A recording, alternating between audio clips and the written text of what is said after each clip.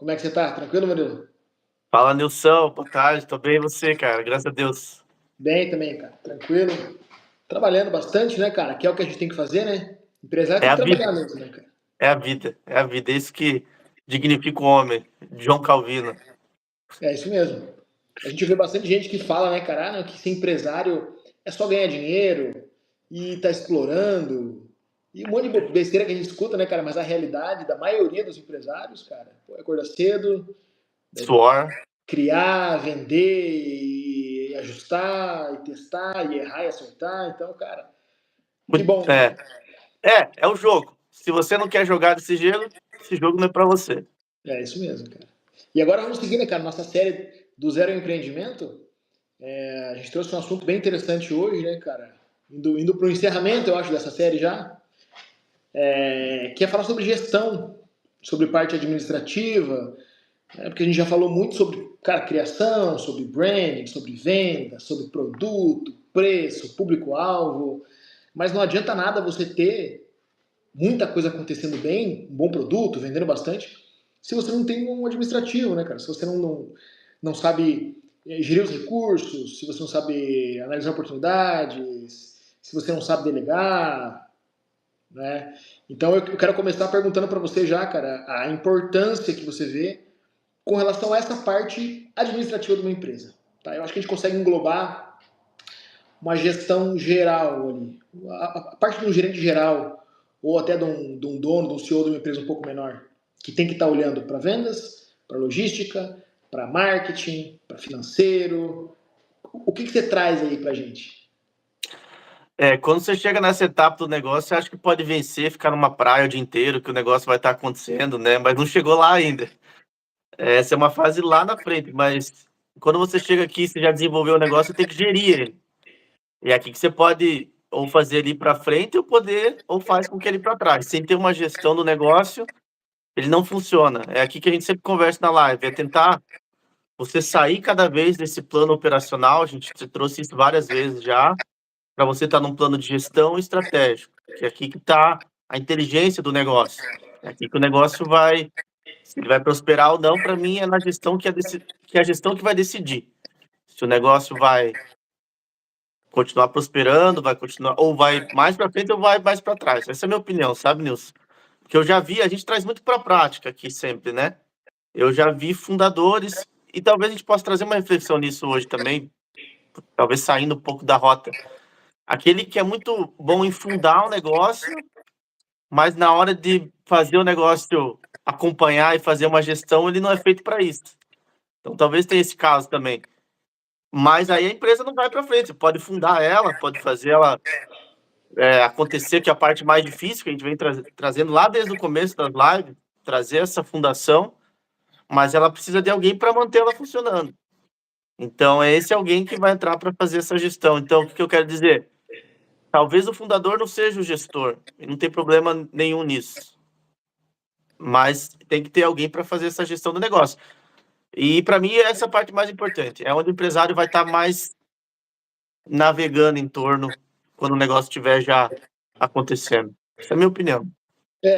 Porque o empresário, ele não consegue estar em todo lugar.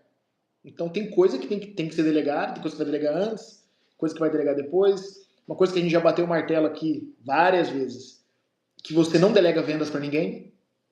Você tem que estar sempre com o teu coração ali, com a tua energia em vendas, porque sem vendas, não tem a venda pulmão, né, da empresa, então é um setor que você vai começar com ele, você vai aprender nele e você não vai largar. Você pode aumentar teu time, tem que aumentar teu time, tem que ter líderes de vendas, mas o gerente de vendas mesmo ali, o principal das vendas, eu acho que tem que ser o fundador. Sempre tem que estar com essa atenção. E o marketing eu acho que também, cara. Eu acho que dá para fazer os dois andar juntos ali. Mas tem muita coisa que. Diga lá. Não, pode falar, é isso mesmo, concordo. Mas tem muita coisa que a gente vê que é importante você trazer alguém para te ajudar. Né? Vamos lá. Cara, diretamente ali, vamos falar de financeiro. Eu já abri muitas vezes aqui para você, em algumas lives, que a parte do financeiro é uma parte que eu não tenho atenção. não tenho atenção, não gosto, sei o básico, porque, cara, tem que saber o básico, senão você vai ser passado para trás, sei o básico. Mas eu não mexo no financeiro da empresa. Porque eu não me considero qualificado para isso, eu vou ter que aprender muito mais, vou ter que botar muito mais energia, muito mais tempo para fazer um bom trabalho, então eu prefiro que alguém faça por mim. Claro que tudo passa por mim, eu tenho que autorizar tudo que acontece, mas eu não, meu dia a dia não tem a ver com o financeiro. Tá? Esse é um ponto, cara. Eu acho que falamos sobre logística também. Cara, logística, vamos colocar ali compras, vamos colocar possíveis parceiros, vamos colocar os seus fornecedores. Cara, é uma coisa que o empresário tem que ter uma atenção, tem que ter um carinho, não pode largar na mão dos outros, porque ali é dinheiro de verdade acontecendo. Mas eu acho que você, no primeiro momento, já tem que ter alguém para estar no dia a dia, porque são coisas que consomem o dia a dia, né? Por fazer orçamentos, por exemplo, é coisa que consome horas e horas e horas. Apesar de hoje ter muita IA que ajuda bastante, mas aí eu vejo que o empresário ele tem que estar com um pé lá, um pé cá, mais para monitorar do que para fazer de fato. É, e tinha uma expressão que usava, eu não sei se gosto ou não dela, talvez seja diferente, que o dono não engorda os bois, algo assim. O olhar do dono com guarda-boiada?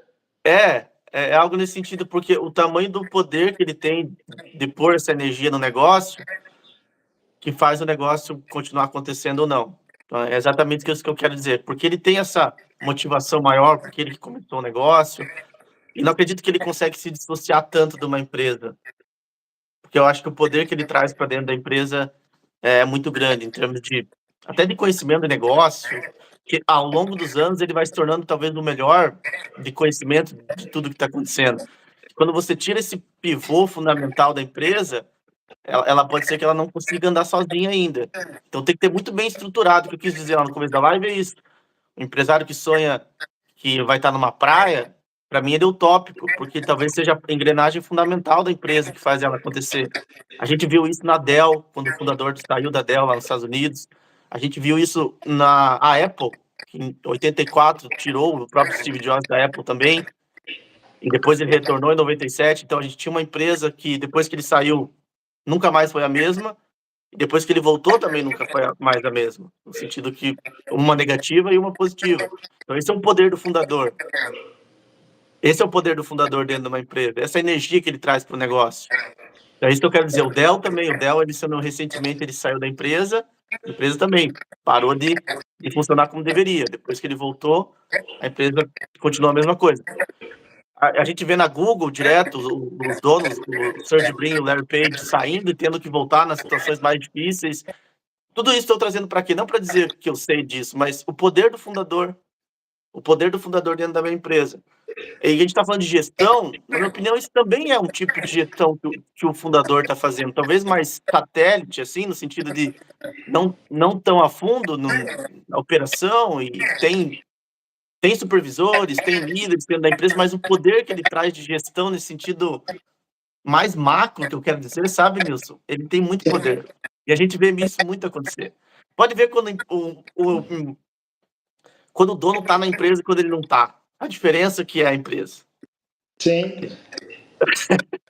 Não, justamente. E até você trouxe um ponto interessante, cara, porque muitas vezes o fundador, ele não vai ser o melhor gestor para a empresa. É Muitas vezes esse o ele vai ponto. ser, Exatamente. muitas vezes ele vai ser, muitas vezes ele não vai ser. Eu acho, cara, que dá pra gente cravar que ele vai ser o melhor gestor até um ponto. Mas passou de um ponto, tem uma frase que eu vi, o cara que te leva de 0 a 1 milhão é um, muitas vezes o que vai te levar de 1 milhão para 100 milhões é outro. E muitas vezes o que vai te levar de 100 para 1 bi é outro. Então são fases da empresa, maturidade da empresa, negócio, mercado, tudo mais, até a própria dedicação do dono, porque tem fundadores que eles têm que estar. Eu vou trazer para o meu caso mesmo. Eu tenho que estar nas vendas. Então é ali que acontece o meu jogo, tá?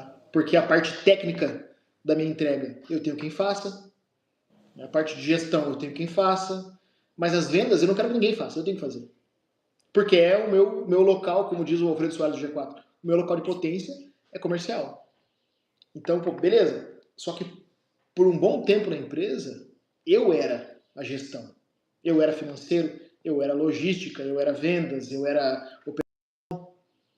Então, eu acho que é muito da maturidade da fase que a empresa está, para ver quem que vai ser o cara que vai fazer aquilo, né? Porque a gente vê, né, casos igual o Steve Jobs, era o CEO e daqui a pouco não era o CEO mais. Daqui a pouco nem estava na companhia mais. Daqui a pouco voltou e era o CEO de novo e foi a melhor fase de todas. Exatamente. Então realmente, cara, é o poder que tem o fundador, mas ele tem que ter, ele tem que, eu acho que a gente vai se obrigar a falar um pouco sobre vaidade também aqui, porque pô, é complicado, né, cara? Eu sou o CEO da empresa e eu nunca pensei em trazer um CEO para minha empresa, mas eu sei que vai chegar essa hora. Eu tenho essa convicção e para mim hoje não é um problema, mas é porque ainda essa água não me encostou ainda, né, para saber, né? Pô, como é que pode? O cara vai tocar minha empresa, eu vou ser funcionário da minha empresa, como é que é isso aí? Então talvez quando chegar a minha hora, cara, talvez o meu ego Ah. me incomode, mas não sei, né? Por enquanto não, eu acho que não. Até lá, espero ter desenvolvido aprender a delegar, que é uma das habilidades. Tem que aprender a delegar e confiar. O empresário tem que correr esse risco de trazer alguém para substituir ele, mas também acredito nos processos, que a gente fala bastante. Desenvolver um processo é algo interessante, tá? Esse é um ponto aqui, é um ponto que não é falado muito. Um processo de substituição de CEO. Muitas empresas, a gente fala de, até você, Nilton, pode falar melhor do que eu, de processo de RH. Mas o RH também tem que ter um processo de substituição do CEO da empresa. Porque e se acontece alguma coisa com ele? Esse é um ponto, principalmente com o fundador. Não tem ninguém para substituir ele e ter aprendido como funciona, porque o fundador tem a noção de tudo que acontece mais do que alguém que vai chegar do zero. Então tem que ter um processo de desenvolvimento de um novo CEO. Muitas empresas não têm isso, Nilson. É até um ponto interessante aí, até talvez um serviço para ser desenvolvido, ajudar as empresas a desenvolver um processo de substituição de CEO. Elas não têm, talvez, quem é o próximo CEO, porque o CEO tem muito ego também. Como assim vocês estão já pensando no próximo? Eu estou aqui não faz um ano, mas é uma precaução que a empresa tem que ter se alguma emergência acontecer. Mas por que eu estou dizendo tudo isso? Para voltar lá no tema anterior. De você ter um processo de aprender a delegar. Então, não quando a dor começar a ter, ela chegar num determinado nível e começar a te doer muito, mas ter desenvolvido alguém para te substituir. É esse o ponto que eu estou querendo chegar e estou circulando em torno. Para que ele seja muito mais qualificado para te substituir, você não tenha problema. Ele vai ter desafio, ele vai ter erro, mas ele vai talvez trazer a pimenta também, o tempero dele próprio para a empresa, que talvez seja algo positivo, algo que você não tinha, algo que ele trouxe. Ou pode ser algo negativo, mas por isso que você tem o processo de desenvolvimento de um novo CEO de substituição. Esse é um ponto interessante. O que você acha? Sim, cara, eu acho que é isso mesmo. E eu acho que a gente consegue até aprofundar um pouco mais isso, enraizar até um pouco mais isso. Porque pensando sobre alguma nova gestão da empresa, um novo gestor da empresa, um novo CEO. Mas eu vejo que isso começa lá embaixo. Você tem que ter um time, você tem que ter líderes, aí você tem que ter gerente, você vai ter gerente de administrativo, vai ter gerente de operações, vai ter alocações, vai ter os gerentes da empresa. Vai chegar um momento que você vai ter que ter uma diretoria na empresa. E aí que vem os processos que você colocou bem aí, cara. Tem que ter os processos em todas as frentes da empresa. Todas as frentes tem que ter uma descrição das funções, tem que ter os checklists, tem que ter os processos, tem que ser públicos para o setor. Então, pô, se fulano não vem, por isso que é legal a gente vir lá do começo, né? Cara, se fulano falta o trabalho para a empresa, não, quem vai fazer? Alguém vai fazer. É bom ter já esse backup de quem vai fazer tal coisa na empresa. Mas o cara nunca fez. Pô, mas existe o checklist para ser feito. Então, existe um processo. Eu acho que a gente começa daí uma boa gestão da empresa. E isso aí, cara, a gente pode falar tanto de operação quanto falar de administrativo. Vamos falar do RH. Pô, o RH não veio. Cara, mas tem que fazer um processo hoje de RH. Tá, como é que é o checklist? Como é que vai segurar essas pontas? Está previsto quem vai fazer isso, né? Na falta de tal, tal faz. Beleza. Ou talvez o líder. O líder fica menos líder aquele dia para não deixar cair a peteca, né? Legal. E aí a gente vem de baixo para cima. Pô, e os líderes? Eles têm que ter processo também. Tem que ter uma agenda também. Tanto para baixo quanto para cima. E o gerente? Tem que ter. Então eu vejo que para a gente chegar no ponto de falar de um gestor da empresa, a gente já tem que ter uma empresa. É aquele negócio, né? De um ovo em cada cesta. Cara, você tem que ter a cesta. Então, pô, arrume a sua cesta. Então, o que é uma cesta bem arrumada? Cara, são processos bem definidos, de baixo para cima, tá? Para daí chegar no ponto de você ter uma diretoria, aí você tem que ter um CEO. Eu acho que antes de ter diretoria, se fala pouco em CEO, né? O que você diz? Depende, é um termo, né?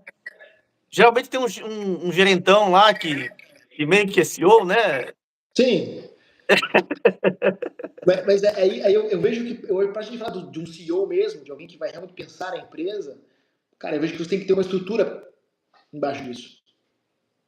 Para você pegar esse gerentão que se chama de CEO e falar, cara, agora você é o CEO, cara, os processos têm que estar arrumados, você tem que ter liderança, tem que ter operação, tem que ter administrativos, tem que ter tudo bem redondinho na empresa. Né? E isso aí você consegue, cara, desenhando, conhecendo, e aí o fundador da empresa tem que ter passado por tudo. Tem que ter validado tudo. Que é o processo de vendas. Pô, beleza? Não é alguém vem e bota o processo de vendas. Você tem que validar isso aí. Um processo de recrutamento. Cara, tem que ser validado. Então, cara, eu vejo que de baixo para cima, a gente estrutura a gestão, igual eu falei ontem na live, né, cara? Hábitos atômicos. É a repetição, é o pouquinho, é o dia a dia, é uma etapa de cada vez. Qual que é esse processo? O que a gente vai ter que fazer? A gente vai fazer um recrutamento, por exemplo. E como que é recrutamento? Eu tenho que saber a vaga, tem que ter a descrição da vaga. Eu tenho que anunciar essa vaga. Eu tenho que receber os currículos, analisar esses currículos. Eu tenho que fazer a entrevista. Isso aqui tem que estar escrito. Como que se faz, o que se cobra. Então eu vejo, cara, que a gente falando sobre gestão, a gente vai no micro, realmente. Isso também serve para o financeiro, né? Que é uma outra frente de gestão que a gente fala menos do que deveria aqui, que é uma coisa muito importante, né, cara? Mas a gente pressupõe que o empresário já tem uma noção. Tá? Mas ali, cara, é do pouquinho. Lançar nota, concessão bancária, contas a pagar, contas a receber. Cara, então é assim que se constrói uma gestão. De baixo para cima, sem nada muito grandioso. É só de pequenas coisas. O que você acha? E para voltar lá no início que eu disse para o empresário estar na praia, ele se ele desenvolver esses processos, ele consegue estar lá na praia, porque já não depende mais dele. E o negócio, qualquer um pode tocar, porque os processos estão definidos. Se acontecer alguma coisa, já sabe o que tem que fazer. Não precisa correr para chamar gerente e aquela confusão que acontece, aquele incêndio para apagar. Não, tudo tem um processo, tudo está muito bem definido o que tem que fazer. E para mim isso é gestão. Não sei qual que é a tua opinião em relação a isso. Para mim essa é a gestão que o empresário, depois que o negócio já está acontecendo, tem que se preocupar. Porque é a partir desse momento que ele começa, talvez, a conseguir se distanciar um pouco mais da empresa, porque o cérebro dele já está nos processos. A gente pode falar também, talvez, colocar em processo cultura, porque também é mais um cérebro do founder que está indo para o papel e para a caneta, que não precisa depender dele mais. Tá, se situação acontecer, alguém ofender alguém dentro da empresa, a cultura da empresa está definida que é isso aqui, isso aqui, isso aqui que tem que fazer. Porque aí o negócio consegue não depender mais do empresário e ele consegue escalar esse negócio para vários, talvez. Quer abrir uma nova filial, quer abrir novo departamento, pode abrir, é só você usar esses mesmos processos e repetir em outro lugar. Eu acho que é assim que você começa a se tornar, ir para um outro nível, talvez até... Mas isso começa na gestão. Como o ponto hoje é falar de gestão, para mim isso é gestão. Não sei qual que é a tua opinião em relação a isso. Cara, eu acho que dá pra gente finalizar aqui cravando isso, cara. Que uma gestão eficiente na empresa, cara, é você ir em cada operação da empresa, em cada processo e, cara, checklist de tudo. Eu acho que isso, né, cara, é um pouquinho, cada atividade que é executada, como que ela é executada. Assim você consegue ter uma gestão, e aí falando de modo geral, né, cara? Assim você consegue ter uma gestão de todas as frentes da tua empresa, você consegue delegar mais, porque quando está previsto isso, tem uma descrição, o meu líder de vendas, qual a atividade dele? Essa. Isso aqui não é a atividade dele. Isso aqui é outra pessoa que vai cuidar. Ele é isso aqui. Eu acho que é o ápice da gestão, é quando toda a tua empresa está com os processos bem desenhados. E é um baita de um desafio, que pode levar anos. E não sei, só para encerrar a live daqui a pouco já, eu já vi empresas que faturam alguns milhões que não tem isso definido ainda. E vai voltar num ponto que você sempre traz também, valuation. Uma empresa que tem ou não tem esses processos, ela vale mais ou menos. Uma que tem, ela se torna mais interessante para o investidor. Se torna mais seguro para alguém investir de fora. Pô, tem tudo documentado, tem tudo processo, fizeram o dever de casa. Quando a empresa, e acontece ela faturar milhões de qualquer jeito, ela se torna menos interessante e ela passa uma imagem diferente para o mercado também. Não sei qual é a tua opinião em relação a isso. Passa um risco, né? Exatamente, tem menos segurança, né? Então é um ponto interessante, é algo tão simples. Muita gente não faz, mas está faturando muito também, mas algo que vai fazer a empresa valer mais. Então por que eu não estou fazendo? Então talvez essa é uma reflexão para o empresário. Por que não fazer algo que vai Sim. fazer a minha empresa valer mais no futuro? Por que você não está fazendo isso? Esse é um ponto interessante. Não consegue? Tem alguém para contratar para fazer, contrata alguém, terceiriza, a gente ajuda também aqui, mas é algo que não pode deixar para fazer somente quando apertar. Isso aí, cara. Isso aí. Eu acho que dá pra gente encerrar a live assim, então, cara. Um tema interessantíssimo que todo empresário realmente tem que dar atenção. Tem que construir isso. Com certeza. Tá? Porque não é de um dia para o outro, cara, leva anos para você fazer isso aí, revisitar todos os processos da empresa, cara. Se você vai fazer sozinho, vai levar muito tempo. Se você for contratar alguém para fazer, vai investir bastante, porque é um serviço que tem muito valor, mas tem que ser feito. Exatamente. Dá um jeito e faz. Dá um jeito e faz. Exatamente. Fechou? Valeu, Murilo. Fechou, Nilson. Obrigado pela live de hoje. Até semana que vem.